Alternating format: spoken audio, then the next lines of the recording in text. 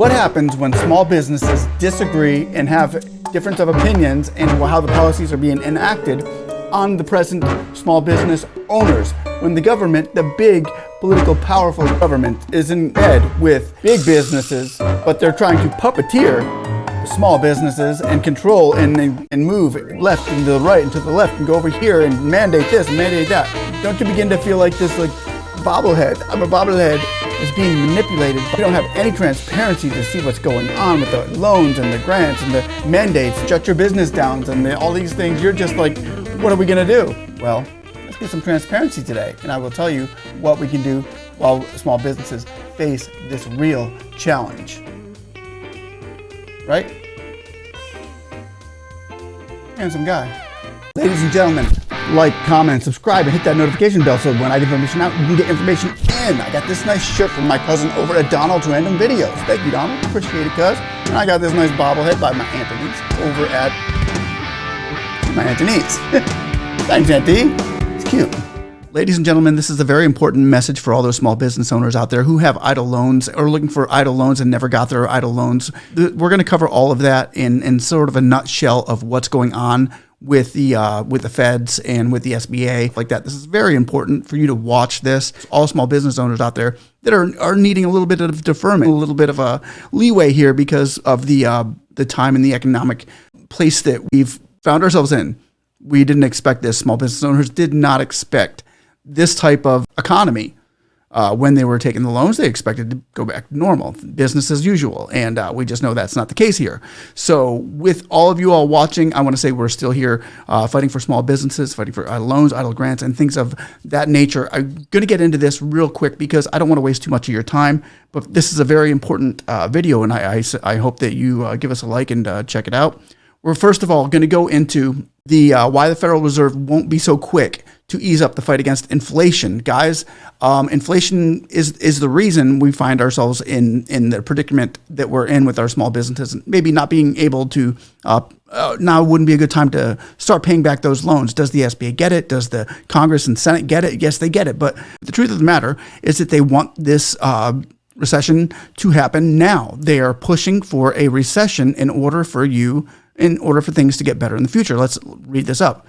Why the Federal Reserve won't be so quick to ease up against the inflation. If things go wrong, they could go very wrong. That's monetary policy in this era of rapid inflation, swooning economic growth, heightened fears over what could go wrong. Powell is that gymnast standing on the economic version of an Olympic mat and having to make sure everything goes right. Because if things go wrong, they could go very wrong.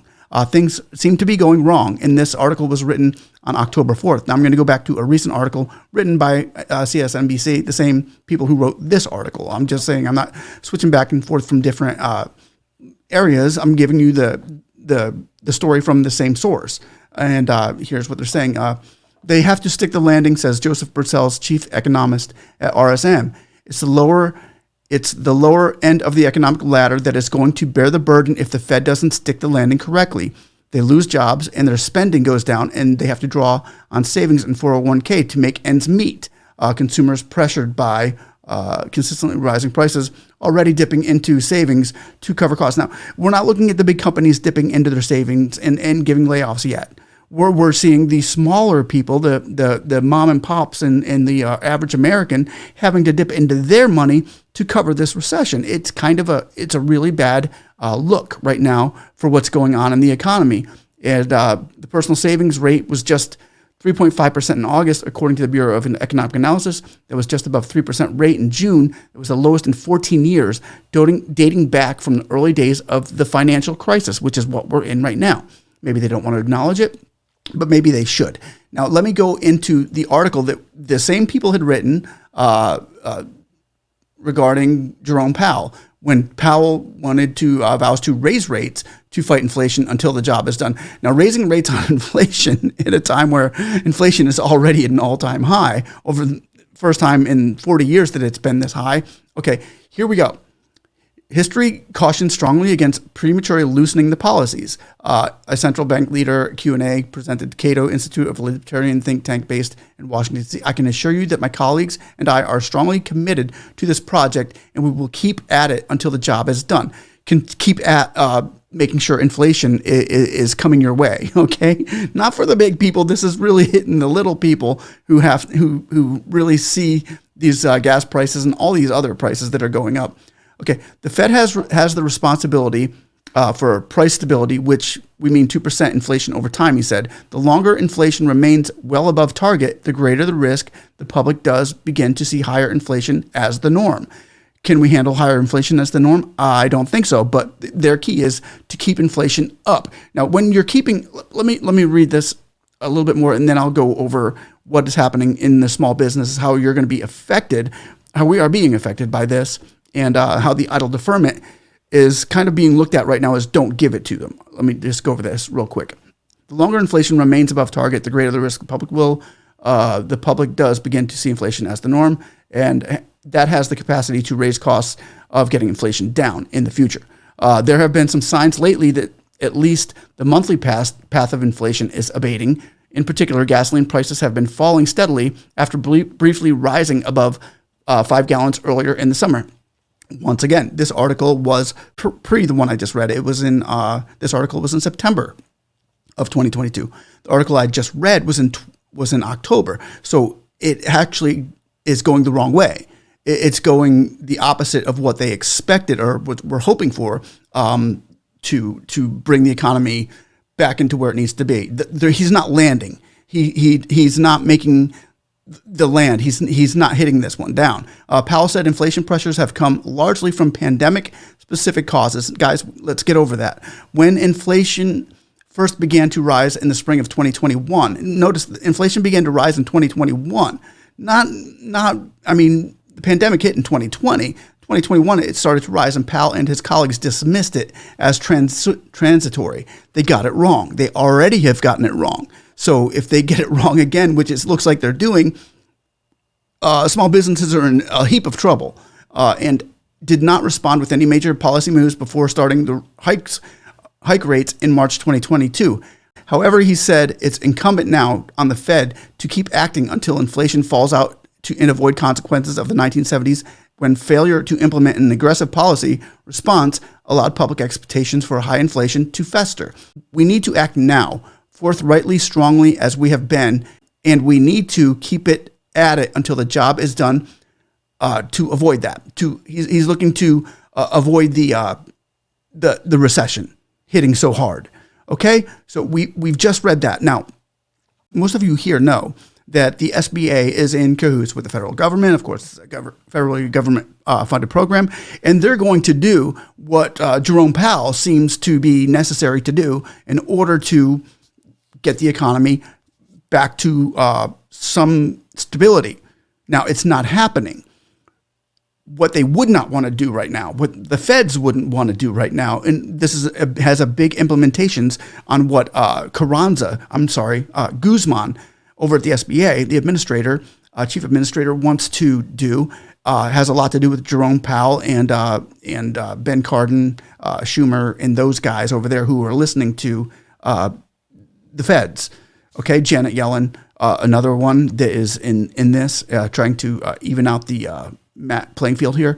But what is happening is right now for inflation to rise, they need to see cost of goods and services go up. Now, if there is no money being put out, it's like the Inflation Reduction Act that the policy just put out. It's not going to be giving, bringing cost of goods and services back. It's kind of going into a law of. I don't want to get too far into that, but it wasn't inflationary and it wasn't a reduction. It was an inflation up. They're bringing the inflation back up. They're going to make the inflation higher. And because it had nothing to do with inflation, it had to do with climate. So I don't know why they named it that. But what is happening with the small businesses here is now they need money going not into goods and services that would promote the economy, that would build the economy back up.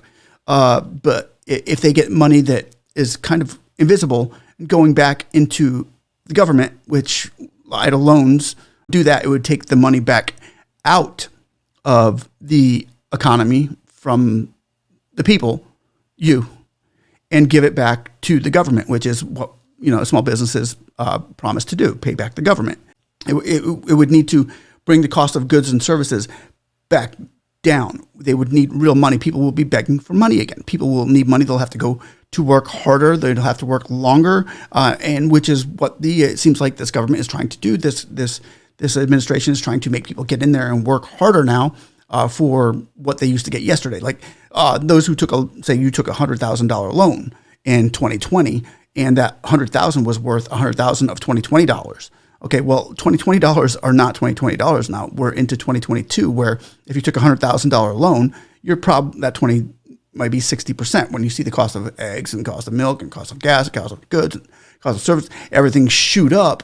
So that $100,000 isn't going to get you nearly what it would have back in 2020.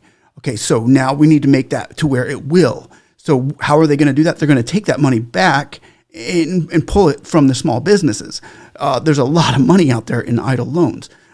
So if they pull that back, yes, it's going to hurt. You're going to feel the pain. And he even said it right here where, let me go back into, we need to act now forthrightly, strongly as we have been, and we need to keep at it until the job is done to avoid that. Okay. Powell noted that a strong labor market, the working force, which is America is known for their hard work, with the robust levels of hiring persisting despite the rate of increases. Hiring persisting people get hired despite the rate increase, even as Fed officials expect the official unemployment rate to drift higher. So less people are going to go to work. He warned last month that the economy could experience some pain from tighter policy, but said that slowing growth is necessary to tame inflation. You're going to feel the pain, he's saying. You're going to feel some pain. Now, who's going to feel the pain? Who's going to feel the pain? Now, did he say we're going to feel the pain? The pain, the feds, the politicians, we need to feel this pain. No, you're going to feel the pain. Those workers out there are going to feel the pain. The heart and the backbone is where the pain is going to be inflicted upon. Everybody else will be cool, big tech and stuff like that. They're going to be fine. You will feel the pain. Now, if they were going to give Eidl deferment now, they would be going against what the Fed is saying. They're saying, no, we need this. We need to create an inflationary before the recession. We need inflation to go up before the recession, and then we come back down on the rates, and we let America go back to where it is, and we level it out wherever we feel like we need to be leveling it out at. So how hard are you going to have to get hit? What can you do? What can you do? That's why I'm here. Worst case scenario. If small businesses really wanted to fight back at this, if they were saying, no, we're not going to take this. We do not want to take it, and we are going to fight back. Well, here we go. There's some fight back going on right now. So one of the fight backs right now that we're seeing is the law offices of Larry R. Glazer, their aggregate litigation website. They've put them in separate categories. COVID-19 Eidl 1 litigation is a litigation on behalf of COVID Eidl applicants who were approved for either a loan or an increase of a loan but did not receive it. So they got that there. They've got litigation of applicants who were adjudicated, stuff like that. It's just a whole bunch of different categories where maybe you will find yourself in as a small business owner and say, I can get a hold of that. But this is one of the attorneys out there that are literally fighting against the system and what they're doing and how they've treated these small businesses right now. So they had a Zoom this morning. I wasn't able to meet because I just got their memo last night at like 4:00 in the morning. Thanks a lot. Appreciate it. But I would have liked to bring more attention to this so that more people could have gotten involved. So that's one of the things that's going on right now. But what can you do right now? What can small businesses do regarding their Eidl deferment if the SBA if Guzman doesn't get in there and say, yeah, we're gonna give Eidl deferment. Here's worst case scenario.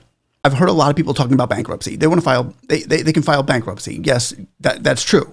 You can file bankruptcy. So I want to take you to a place where it talks about the bankruptcy, that if all the small businesses screw you, screw the government, screw the loan, they mess me up on it. They're wanting this interest on that's not even worth what your money's worth a lot less now than what you're going to be paying back. So here's what I want to say. people are like, we want to file Chapter 11. It's not going to work. Chapter 7, 12, and 13, not going to work. Okay, so even if it falls under Code 11, let me show you this right now for those of you who wanted to file bankruptcy. Because if all the small businesses got together right now, and I'm not encouraging them to do this in a way, maybe I am, but I'm just saying, I'm here for the small businesses. I'm not here for the big tech and the government trying to pull the money from you. So I'm here for you. So here's what you could do. The reason the SBRA is important is because it fills the vacancy for the type of debtor that is too small to file into Chapter 11 and too big to file into standard Chapter 13. Now, if all those small businesses would file Chapter 5, okay, there would not be enough attorneys, government officials to combat against it. This would be very bad for them. This would be pressure. And that it's time to apply the pressure. So here's one way small businesses could literally start applying pressure right now. Filing Chapter 5. If you were to file Chapter 5 today, boom, somebody's got to get it. You got to get an attorney on it. You got to work on the case. Now it's taking time. They don't have this time. I am telling you, they don't have it. Okay, let's go ahead and go into this. The reason SBR is important is because if it fills a vacancy for the type of debtor that is too small to file Chapter 11 and too big to file a standard Chapter 13, for example, a sole proprietor business can file into Chapter 13, but would be subject to debt caps for secured less than $1.1 million and secured less than unsecured less than $394,000. Such a debtor would also be forced to file into a Chapter 11, causing a debtor to incur large attorney costs and expenses on the case. Subchapter 5 fills that need. Before the SBRA was enacted, a small business under Section 101, 51D of the Code, a small business debtor was defined as engaged in commercial and business activities, excluded small businesses that owned real property, aggregate debts of $2.7 million. Note that the cap is temporarily increased to $7.5 million pursuant to the CARES Act, which is good. If the U.S. bankruptcy trustee has not appointed a committee of unsecured debtors, the court determines that such committee is not active enough to provide effective oversight. Under the SBRA rules, guys, I don't know if you want me to read all this or if you would just like to go ahead, and I'll leave a link down below. This is the davidsmithlaw.com, and they go over where you stand as a small business if you've taken that Eidl loan and you need to file bankruptcy. The way the economy is right now, a lot of people are going to be doing it, a lot. And I just want to say that if you're out there and you don't know what to do, click on the link below, get with these people. They're in Washington, Tacoma, Washington. And I will leave the link to them down below. I want to thank Robert Dunham out there who gave me their link and showed me that here's a lot of good information on Subchapter 5. If small businesses were to go ahead and take this route, which we do not want to, give us the Eidl Deferment, make the economy great again, and make economy great again. Just go ahead and file. I mean, pour in the paperwork, ladies and gentlemen. Pour it in. Overwhelm them. Here's what we have to do. We don't want to do it, but forced our hand. You forced our hand. That's how a lot of small businesses are going to find a way out to this. They don't want to forgive. They don't want to defer. They don't want to do anything now. But they want to increase the pressure on you by inflating, and pushing you out of business. Pushing a lot of small businesses out of business, not only with the inflation, but with the Eidl loan. You got to pay that now too. During all of this, take that and let the bigger companies get bigger. And I mean, when is it going to end? It's going to end now. It could end now if enough people got together and said, yeah, we need to do this. We need to team up and take care of business here. So ladies and gentlemen, I hope that this helps. I hope that this gives somebody out there a way out or a way in, a new avenue to take if necessary. Then, got to do what you got to do. And I'm here for the small businesses. I'm here for you. I've seen billions of dollars go into people's accounts due to the information we've been able to provide here, whether directly or indirectly. But it's been all part of this great big family that sticks together and sharpens each other up to pour this message out that the small businesses are in need of help right now. Not a lot of people out there willing to give a small business an ear or a voice. That's what we're here. We're here to voice the small businesses concerns out there. So I want to thank you all for watching. I want to give a shout out to Jason McElhone over at trysmallbiz.com. Good friend, has done a lot has helped this small business community out in an amazing way. General Jason, once again, we salute you over here at the speaknsee show. And I want to thank you all for watching. I hope that this helps. Remember, we're in a trying period right now of uncertainty for a lot of you businesses out there. And now it's time that we take a stand up to the system and say, we're not going to be part of that machine you're trying to create. We've got other ideas. So can somebody out there say, hey, we still want our 10K? Yeah.